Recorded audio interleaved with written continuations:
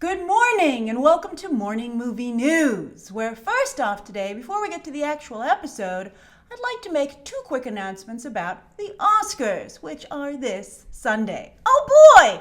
Or at least we're hoping, oh boy. I hope that Jimmy Kimmel has a good show in store for us that's done intentionally instead of having to rely on an envelope snafu. But anyway, the two announcements I want to make, first of all, is that I have filmed the results video for the BTT Oscar poll that so many of you participated in. And you really outdid yourselves. You not only had some interesting choices from the nominees, but some really cool write-ins. So I'm currently editing that video. It's a big one, and it'll either go up later today or tomorrow morning. And then the other announcement is that if you're planning to tune into the Oscars on Sunday night, and I'm sure many of you are, I hope you'll consider watching with me, because I'll be live tweeting the show. I'm very excited. I think there'll be lots for us to talk about, and I may even live tweet the red carpet beforehand. And there's going to be a lot happening there as well. Like, for instance, will anyone talk to poor, or maybe not poor Ryan Seacrest? These allegations, who knows if they're true at this point? But I think the even bigger question is, can I make myself tune in to E? Tune in on Sunday to find out. All right, so anyway, let's get to today's three stories. Now, the first is that yesterday, Disney, of course, made a lot of release date announcements, and one made people very happy. Avengers Infinity War coming out a week early. We discussed that yesterday on the main Beyond the Trailer channel. But one that made people a lot of people sad is that Mulan has been delayed 2 years, 2 freaking years. So it was originally supposed to come out this year, November 2nd, 2018. Now Disney said it's going to come out March 27th, 2020. Now, first off, of course it's not going to make a release date this year. They haven't even started filming. They've only cast the lead role. Disney just took its sweet time making that it official that it wasn't going to come out this year. But I actually think this is really good news, so I want to explain why. First off, take your time, Disney. Get this right. And I'm sure it's not lost on Disney that this could be Black Panther for the Asian community. I've been asked a lot of times at this point, what demographic will have a Black Panther moment next. A lot of people, Black Panther is doing incredibly well. Everyone enjoys it. And I think a lot of people are like, yeah, that seems like a really nice moment for the Black community. I'd like to have a moment like that, right? And so I think Coco to some degree was that way for the Latino community, not at the same scale, although Coco ended up making a lot of money. But anyway, Mulan could definitely do this for the Asian community. There's a lot of movies coming out of Asia, obviously, but to have that kind of representation in a big Disney blockbuster out of Hollywood, that would be great. So Disney, get it right. And also, as many are saying, with this extra time, you better be adding the freaking music. I agree with that. It's got to be a musical. I think especially after the success of, not only because the music from the original is so good, but I think Disney's live-action Beauty and the Beast showed people like these as musicals. Then two, I think this is more of a spring movie anyway. The Chinese cherry blossom is a big part of the visuals of the animated movie. I hope they're going to carry that over. And I just think it seems, there are some snow scenes as well, to be fair, but I just think it seems like a spring movie. I think March 27th is actually a perfect date for it, and I don't think it seems like a holiday film to me. And then also three, give Aladdin some space. That's set to come out Memorial Day weekend 2019, and I wouldn't want to push Aladdin and Mulan in the same year. That's supposed to be a movement for the Middle Eastern community. So, you gotta space these things out. Especially Disney, they have, as we always say, an embarrassment of riches. Now also, I just wanted to touch on this because I also got asked about this. Disney did call dibs on 25 dates overall through February 2023 for Marvel movies, live action movies, etc. And some people asked me to make a speculation video about what those films might be. It's too much of a shot in the dark at this time. These things, they change a lot. A lot of the dates that were set, some of them were rearranging untitled films, so nobody knows what those are. And then sometimes, as you can see, Disney changes them even a couple of months before they come out, like with Infinity War. So I think it's amazing that Disney's calling so many untitled dates. That's a gutsy move, in advance. And I wonder if the other studios are going to respect them as they have in the past, considering what they just pulled with Infinity War. I'd be like, I don't care where you put your movies, Disney. I guess I care a little bit, but I don't know if I'd give them such a wide berth. I mean, I think that also Fox's Deadpool kind of started this as well, kind of coming after Han Solo and Infinity War by moving up to open right between the two of them. So it's going to be very interesting to watch the release schedule. I predict a lot of drama in the future, and that's going to be great for us.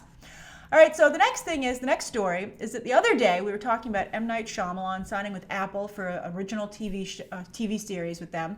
And I said, how long is it going to take for every studio to want their own streaming service? Because, just like they did with Netflix, they're not going to want to stay on a service like iTunes, which is pushing its own content, right? I mean, why have a middleman? Right? I mean, I think the consumer says, because I don't want to subscribe to a gabillion streaming services, but every studio imagines they'll be the prettiest girl in the party. That's hilarious. All right, so we'll see. We'll see who gets asked to dance and who ends up a wallflower. But anyway, sure enough, one of you sent me a story the other day that just as Disney is moving full steam ahead with their streaming service, and Warner Brothers is planning to launch a DC-based one, Viacom has announced that in late this year, they will be having their own streaming service available. Now, Viacom is one of those big parent companies like Comcast, right? So what does Viacom own? Well, Viacom owns Paramount, so all Paramount movies and TV would be through this. MTV, Nickelodeon, Comedy Central, VH1, and BET. Also, there's talk of a re-merger with CBS Showtime, so that could be potentially looped into the streaming service. And then also, there's also been talk that Lionsgate could be acquired by this juggernaut, so that would all head over there. And so I don't know. I do think this is getting a little bit ridiculous in terms of, how many services are going to become available. And eventually, as many of you have pointed out, someone's going to have to package them, and it'll just become like cable anyway. So we'll see what happens. We'll see. So that's the second story of the day. Now, the third story of the day is that we talk a lot about Pasek and Paul. I'm now it took me a while to get on the bandwagon, but I love The Greatest Showman so much. I now, too, am like, Pasek and Paul. But I know a lot of you, because of our discussions, are big Dear Evan Hansen fans. They're very successful and critically lauded Broadway original musical. Well, the star of that, Ben Platt, has finally landed a film deal himself, and he's going to be the lead. I mean, he's had a couple other guest spots on TV shows. He's done a few little things, but he really hasn't found that next project after Dear Evan Hansen until now. So he's going to play an aspiring writer who has a dream of moving to Paris, to turn into the writer he's always wanted to be. But that has to go on hold when his father suddenly dies and he's left to care for his mentally ill and wildly unpredictable sister. And I don't know about you, but to me, I'm like, oh, so you're remaking Rain Man, basically, right? And that was a very awards-baity film. Rain Man, wow, Rain Man. I'm going to make an amazing argument for you right now to rewatch Rain Man, all right? I'm even thinking of rewatching Rain Man tonight. So it won Best Picture, Best Actor for Dustin Hoffman, Best Director, and Best Original Screenplay. Wow. Tom Cruise also very good in that movie. But the showier role was Dustin Hoffman. So I think who's ever playing Ben Platt's sister will be a very key role. And I think a lot of actresses would be interested in that because of its awards-baity nature. And also roles like that are unusual for actresses. Usually, I think in the most part, when it's not Rain Man, it's the sister taking care of mentally ill male family member. So anyway, this is going to be directed by Camp X-Ray the director of Camp X-Ray, which starred Kristen Stewart. You might recall that film. Never went anywhere. So I don't think this is a slam dunk, but I think with Ben Platt, it's shaping up a little better. Again, the sister role will be key, and if they can get someone really good in there, who's very awards and fan and media friendly, this could start to really take shape. So Ben Platt fans, at least you'll have something, so get excited, and we'll see if anybody else gets excited with you when we see how the rest of the picture shapes up. So those are the three stories of the day, and I have a really great question from Spencer DeVal. So Spencer DeVal, yesterday we were talking about the Quentin Tarantino movie, Once Upon a Time in Hollywood, and how it was really coming together. So Spencer has a follow-up question to that, and he says, hey Grace, I have a question that relates to the three stories, well I guess, all three stories yesterday were about casting. And he said, if only I had thought of it earlier. How do these big actors and actresses like Leonardo DiCaprio and Brad Pitt for Once Upon a Time in Hollywood, Chris Hemsworth for the Men in Black spinoff potentially, how do they get cast in projects?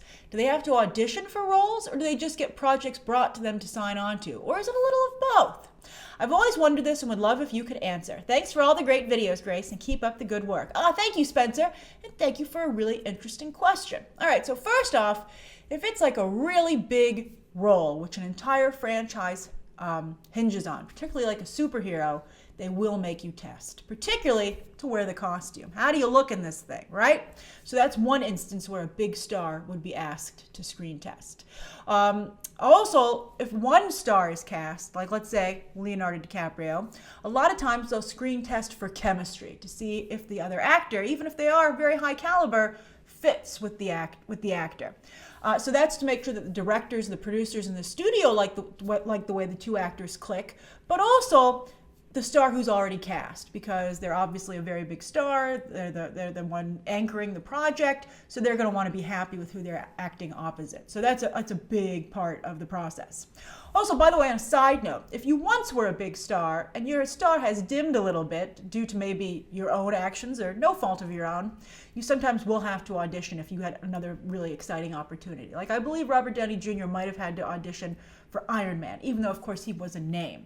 But he had to work really hard to get that role. Jon Favreau fought for him, and then he repaid him by booting him off of Iron Man 3. I love Hollywood, it's so hilarious. All right, so anyway, Jon Favreau recovered. That's partially why it's okay to laugh at that story.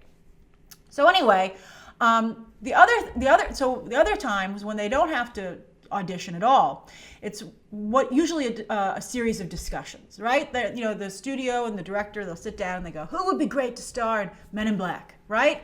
And they go, oh, Chris Hemsworth, he's such a big hot comedy star, and he's really funny, and this is a comedic franchise. So they call up, Chris Hemsworth. It depends who's approaching the person. Like with Patty Jenkins and Kristen Wiig for Wonder Woman 2.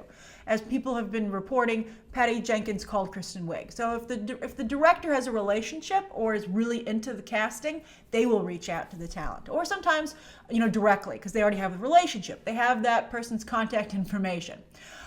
Sometimes, though, they'll approach the talent agency or the management, and they'll say, "We're interested in your client for this." Or sometimes, if an agent or a manager is doing their job, they will reach out first, even for a big client, and say, "I hear you're making another Men in Black. Chris is so funny. Have you considered him?" And that's how. So it's just a series of discussions. And then once the powers that be making the movie and the agent and manager feel good about it, if the actor isn't already looped in, they'll call the actor and they'll go, well, what do you think of this? Are you interested? And they'll say, send me the script. And they'll send the script, with like watermark on it or armed guards. You hear all these funny stories, and they'll take a look at it. Or also sometimes if it's a smaller movie and they really need the big star, the star will want to kind of audition the director-writer and be like, well, who are you? What have you worked on? Do I trust you with my career? Let's have a discussion about what you want to do with the character. So that's what it's like when you have movie stars. They have a little bit more clout. It's really who has some pull. And once a movie star has pull and can get attention for your movie and an audience, then they can really kind of have, they don't have to just be like, please cast me in your movie and, audition and do all that stuff. They can say, maybe I do, maybe I don't. And so it's up to the, how much of a dance it is depends on how much clout the other side of the equation has. If it's a big, huge director or a big project or a big studio, then, everybody's respectful. But if it's a small film, then they have to do the begging to the actor, the tables are turned. So that's just basically how it works out. And I hope that gives you a better idea, Spencer, of how movie stars get cast. How movie stars get cast. All right, so that's today's morning movie news. Thank you so much for tuning in. Please write down below today's top 3 stories, Spencer's viewer question, anything, and also, by the way, on a side note, if you think that maybe they should audition some of these actors, these movie stars, considering how it sometimes turns out. All right, so anyway, again, write your thoughts down below, and of course, don't forget to join me on Sunday on Twitter as I live tweet the Oscars. Thanks for watching. Bye.